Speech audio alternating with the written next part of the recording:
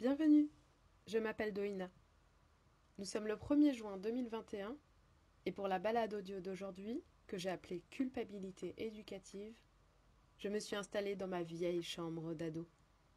Et de là, je philosophe. Je crois qu'on a tous à peu près le même objectif. Trouver l'épanouissement dans notre famille et plus largement dans notre société. Je disais le mois dernier que l'idée de cette balade audio était née d'une discussion avec un papa qui m'exprimait son interrogation face aux propos de pédagogues, qu'il sent inaccessibles pour la plupart d'entre nous. Je disais aussi que les pédagogies alternatives, bienveillantes ou non violentes ne parlent pas forcément à tout le monde et peuvent même provoquer réticence, culpabilité, peur, sentiment d'impuissance et d'infaisabilité. Fuir l'éducation rigide, redouter l'éducation laxiste, sous pression extérieure, culpabilisante, peur de l'enfant dit roi, enfant monstre redouté. L'éducation dite nouvelle? Oui, mais à quel prix? Au prix de la culpabilisation? De parents épuisés? Alors, aujourd'hui, je jouerai le jeu du médiateur qui essaie de comprendre pourquoi en 2021, nous arrivons à parler de culpabilité éducative, qui dans le pire des scénarios se conclut par ce qu'on appelle aujourd'hui le burn-out parental. Et le sujet est tellement complexe qu'il pourrait ressembler à un procès politique. Pour commencer, j'aimerais citer Dr Catherine Guéguin, pédiatre, qui dans l'introduction de son livre Pour une enfance heureuse écrit: Les astronomes qui tentent de comprendre l'univers et scrutent les étoiles, la lune, le soleil, les nébuleuses, la voie lactée, les trous noirs, ne cessent pas de s'étonner face à la magie et au mystère du cosmos. Et plus leur connaissance avance, plus la complexité de l'univers les impressionne et les émerveille. Vous trouverez le support écrit dans la rubrique Les rendez-vous avec Doina sur le site Family Time Factory. J'aime cette métaphore, qui reflète exactement ma vision de l'enfant et de sa famille dans notre société. Ce point de vue me donne envie de comprendre, de nous comprendre malgré les difficultés qu'on rencontre dans l'univers de l'enfant.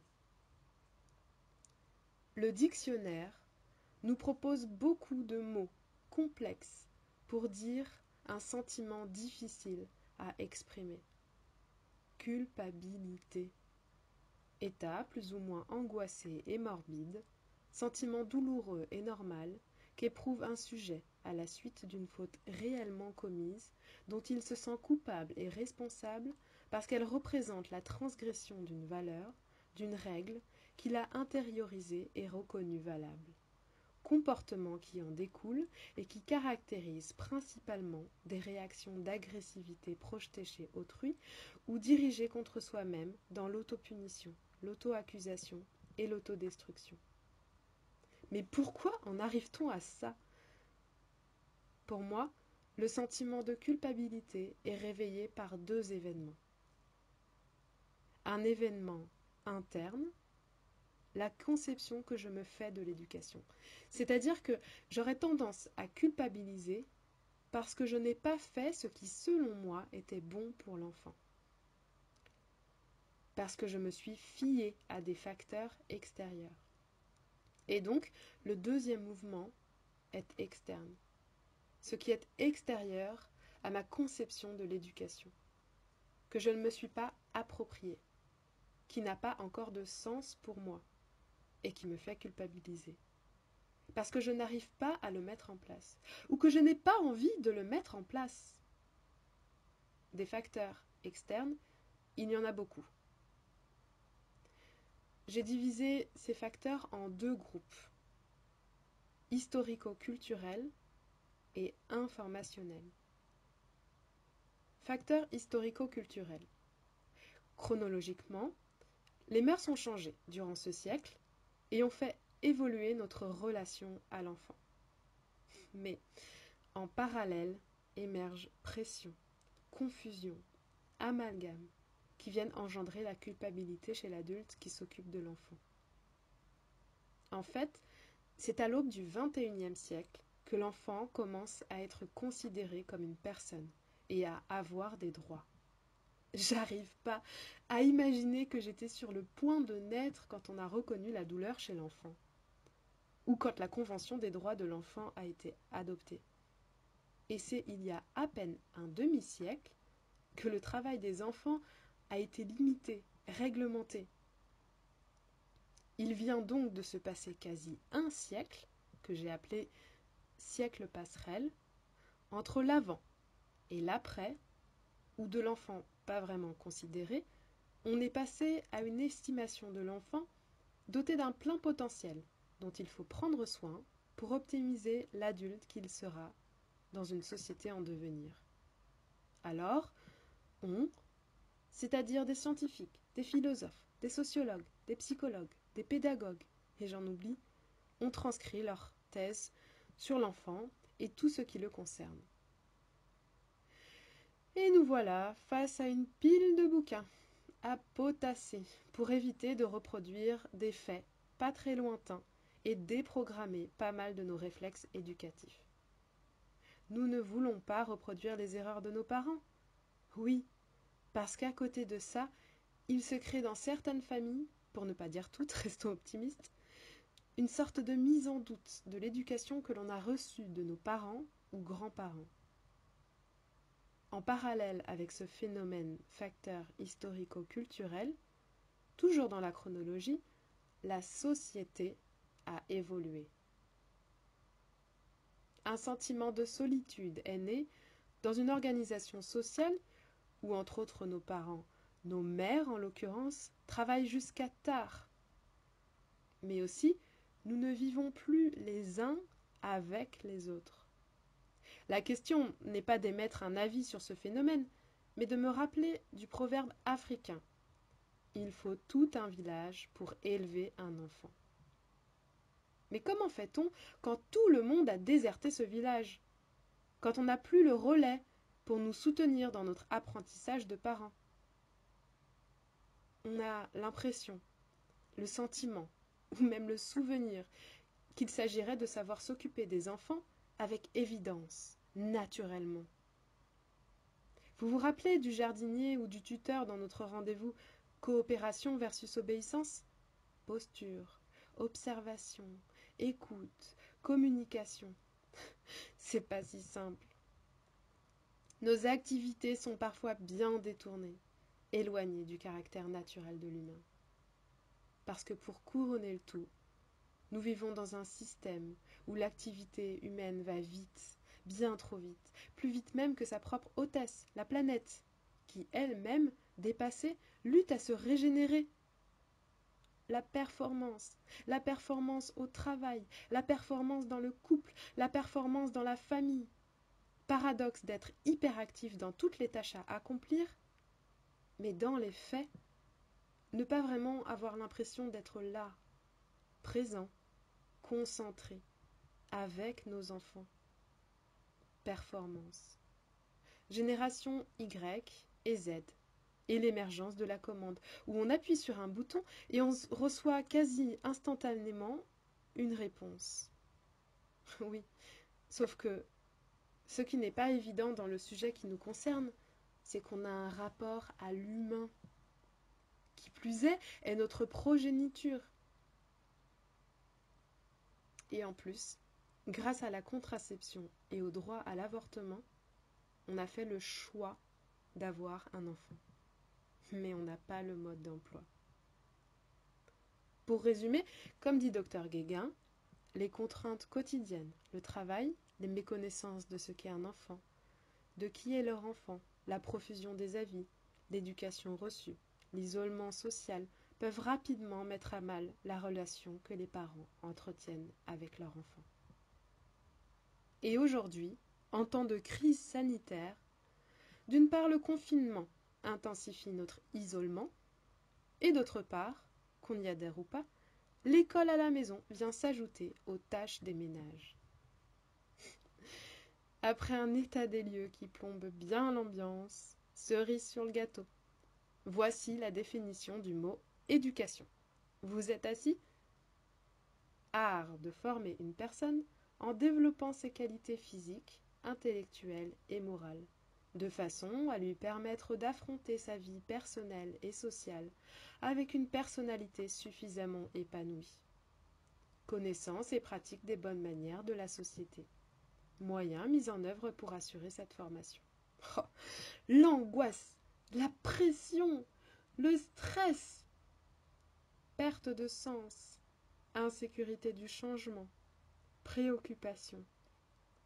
Après en avoir chopé le vertige, on a maintenant le sentiment de ne pas avoir le choix que d'accepter l'insurmontable. Alors, c'est sur notre temps libre, chacun de chez soi, seul, qu'on va s'accrocher à des informations. Là où on les trouve, toujours avec la bonne intention de trouver l'épanouissement de notre enfant, de notre famille, dans notre société. Alors, j'aimerais maintenant passer aux facteurs de culpabilité externe informationnelle. Heureusement, nous sommes de plus en plus nombreux à les pointer du doigt.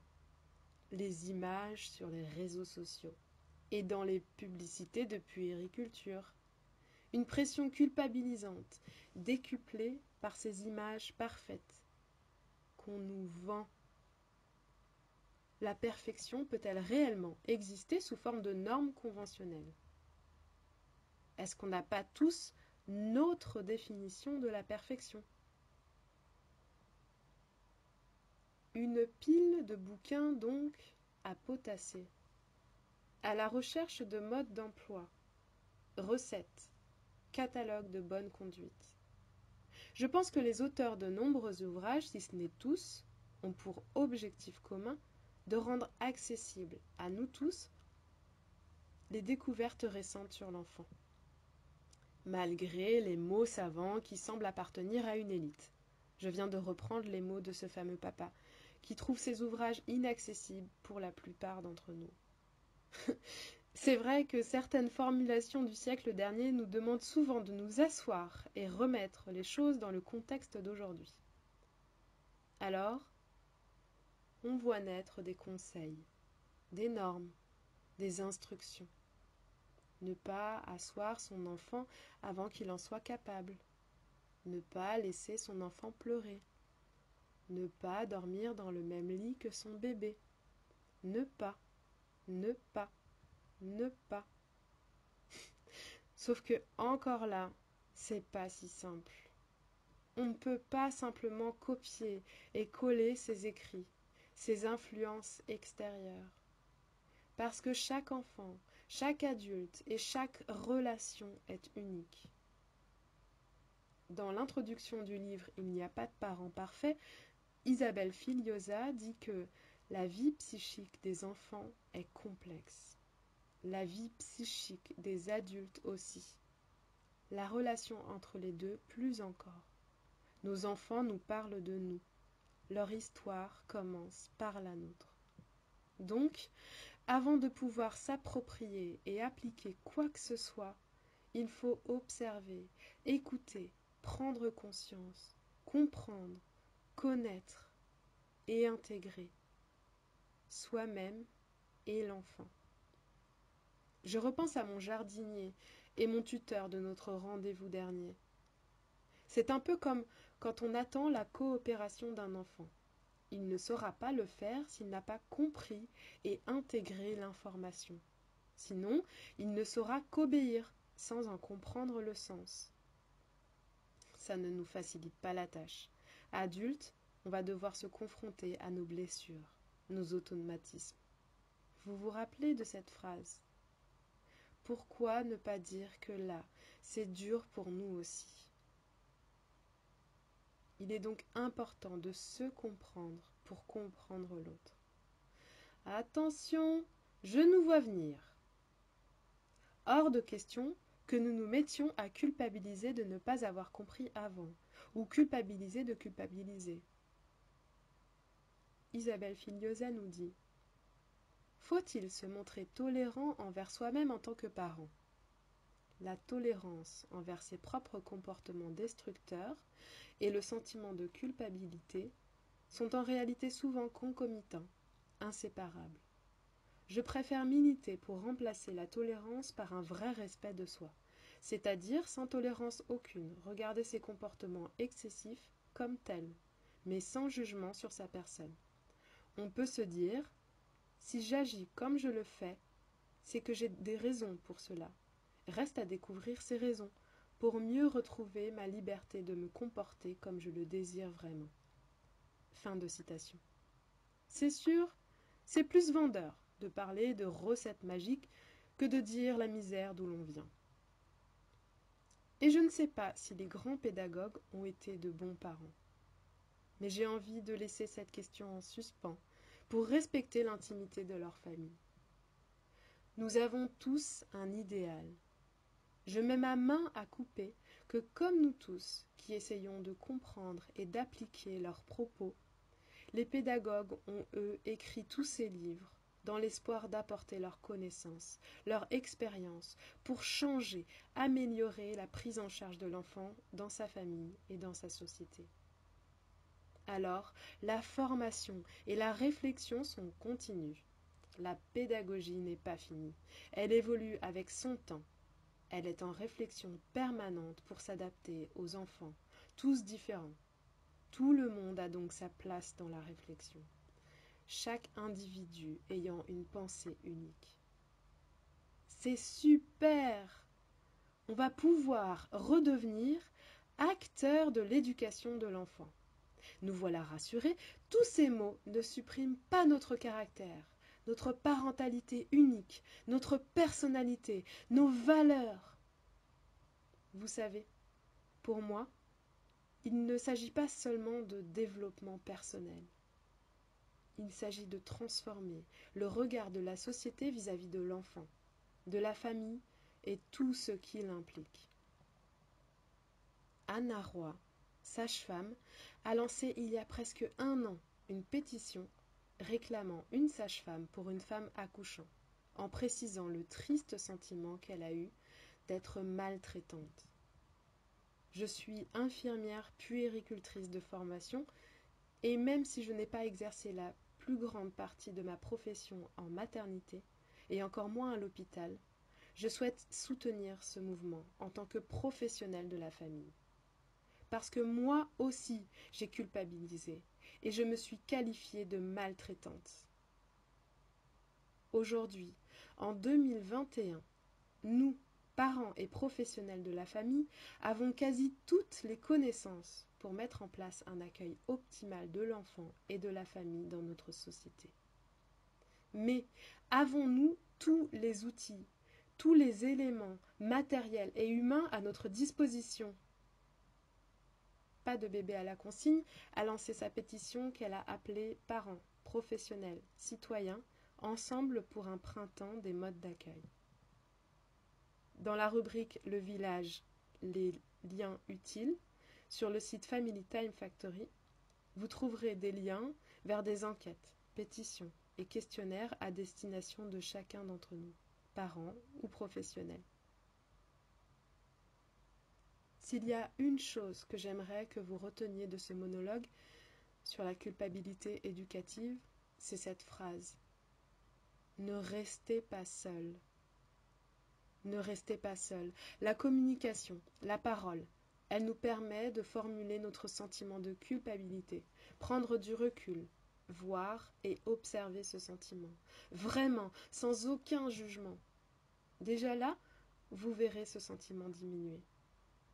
Pour en parler, choisissez une personne de confiance, un parent, une amie, votre sage-femme, votre coach, capable de vous écouter activement, et j'insiste, sans jugement. Il existe aussi un certain nombre de professionnels qui peuvent nous aider. Vous trouverez une liste non exhaustive dans la rubrique Le village, liens utiles sur le site Family Time Factory. Et ensuite, apprenons à débrancher, déconnecter, prendre le temps de vivre avec nos enfants. Que nous soyons un astronome face au cosmos ou un jardinier face à la nature, le travail autour de l'enfant est laborieux. S'occuper d'un enfant, c'est concret.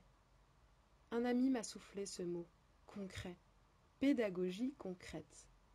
Parce que je souhaite adapter sur mesure une approche qui conviendra aux besoins de chacun, dans son individualité, en faisant appel à ce qui a du sens pour lui dans son contexte familial.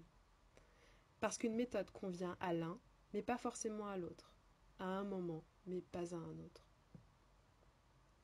En attendant notre prochain rendez-vous, je souhaite aujourd'hui vous remercier tous pour votre écoute, mais aussi parce que ce contenu est inspiré de vous. C'est vous qui êtes à l'origine de cette balade audio. Si vous avez aimé ce rendez-vous, je serai heureuse de le rallonger avec vous dans notre salon de lecture sur le site Family Time Factory. C'est vous qui en parlerez le mieux. Et bien sûr, vos proches sont invités à nous rejoindre.